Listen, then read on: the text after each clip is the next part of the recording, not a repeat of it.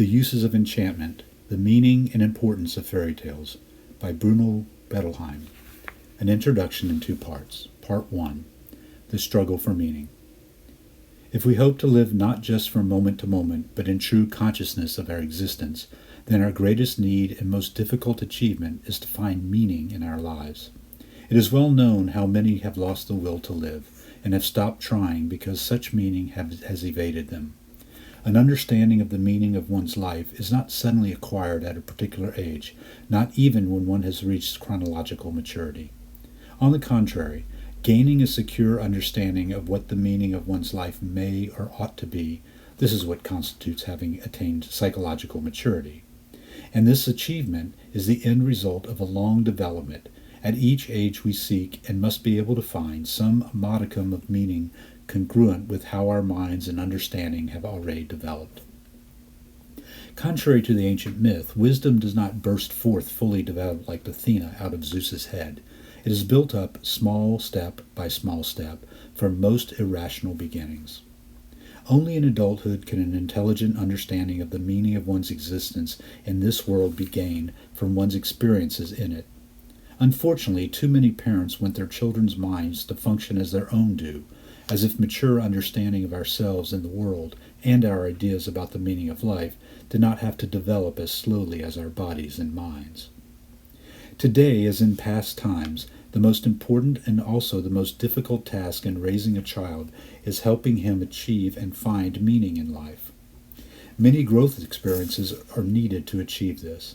The child, as he develops, must learn step by step to understand himself better. With this, he becomes more able to understand others and eventually can relate to them in ways which are mutually satisfying and meaningful. To find deeper meaning, one must become able to transcend the narrow confines of a self-centered existence and believe that one will make a significant contribution to life. If not right now, then at some future time. This feeling is necessary if a person is to be satisfied with himself and with what he is doing. In order not to be at the mercy of the vagaries of life, one must develop one's inner resources so that one's emotions, imagination, and intellect mutually support and enrich one another.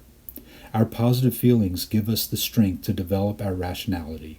Only hope for the future can sustain us in the adversities we unavoidably encounter. As an educator and therapist of severely disturbed children, my main task was to restore meaning to their lives. This work made it obvious to me that if children were reared so that life was meaningful to them, they would not need special help. I was confronted with the problem of deducing what experiences in a child's life are most suited to promote his ability to find meaning in his life, to endow life in general with more meaning. Regarding this task, nothing is more important than the impact of parents and others who take care of the child. Second in importance is our cultural heritage, when transmitted to the child in the right manner. When children are young, it is literature that carries such information best. Given this fact, I became deeply dissatisfied with much of the literature intended to develop the child's mind and personality, because it fails to stimulate and nurture those resources he needs most in order to cope with his difficult inner problems. The pre-primers and primers from which he is taught to read in school are designed to teach the necessary skills irrespective of meaning. The overwhelming bulk of the rest of so-called children's literature attempts to entertain or to inform or both, but most of these books are so shallow in substance that little of significance can be gained from them. The acquisition of skills, including the ability to read, becomes devalued when what one has learned to read adds nothing of importance to one's life. We all tend to assess the future merits of an activity on the basis of what it offers now, but this is especially true for the child, who, much more than the adult, lives in the present, and although he has anxieties about his future, has only the vaguest notions of what it may require or be like. The idea that learning to read may enable one later to enrich one's life is experienced as an empty promise when the stories the child listens to or is reading at the moment are vacuous. The worst feature of these children's books is that they cheat the child of what he ought to gain from the experience of literature, access to deeper meaning and that which is meaningful to him at his stage of development. For a story truly to hold the child's attention, it must entertain him and arouse his curiosity. But to enrich his life, it must stimulate his imagination. help him to develop his intellect and to clarify his emotions.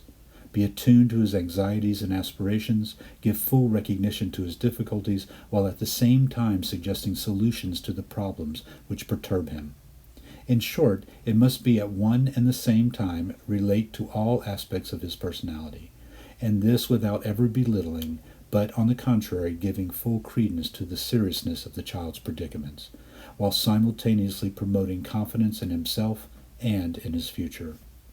In all these and many other respects of the entire children's literature, with rare exceptions, nothing can be as enriching and satisfying to a child and adult alike as the folk fairy tale.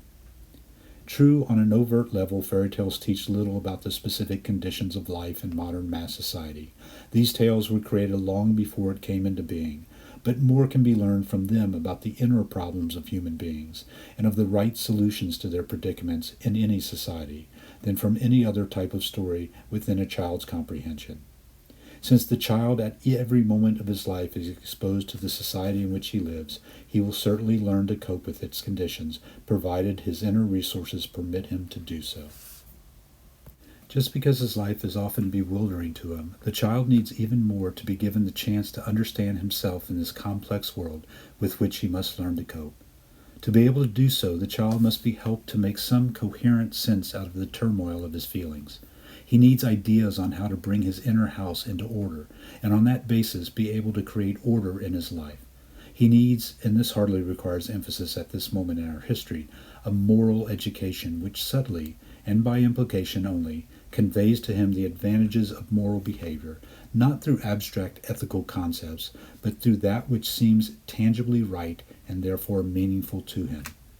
The child finds this kind of meaning through fairy tales. Like many other modern psychological insights, this was anticipated long ago by poets. The German poet Schiller wrote, "Deeper meaning resides in the fairy tales told to me in my childhood than in the truth that is taught by life." Through the centuries, if not millennia, during which in their retelling fairy tales became ever more refined, they came to convey at the same time overt and covert meanings. They came to speak simultaneously to all levels of the human personality, communicating in a manner which reaches the uneducated mind of the child as well as that of the sophisticated adult.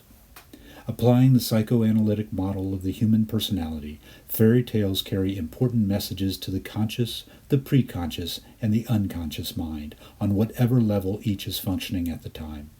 By dealing with universal human problems, particularly those which preoccupy the child's minds, these stories speak to his budding ego and encourage its development, while at the same time relieving preconscious and unconscious pressures. As the stories unfold, they give conscious credence and body to id pressures and show ways to satisfy these that are in line with ego and superego requirements. But my interest in fairy tales is not the result of such technical analysis of the merits. It is, on the contrary, the consequences of asking myself why, in my experience, children, normal and abnormal alike, and at all levels of intelligence, find folk fairy tales more satisfying than all other children's stories. The more I tried to understand why these stories are so successful at enriching the inner life of the child, the more I realized that these tales, in a much deeper sense than any other reading material, start where the child really is in his psychological and emotional being. They speak about his severe inner pressures in a way that the child unconsciously understands and, without belittling the most serious inner struggles which growing up entails, offer examples of both temporary and permanent solutions to pressing difficulties.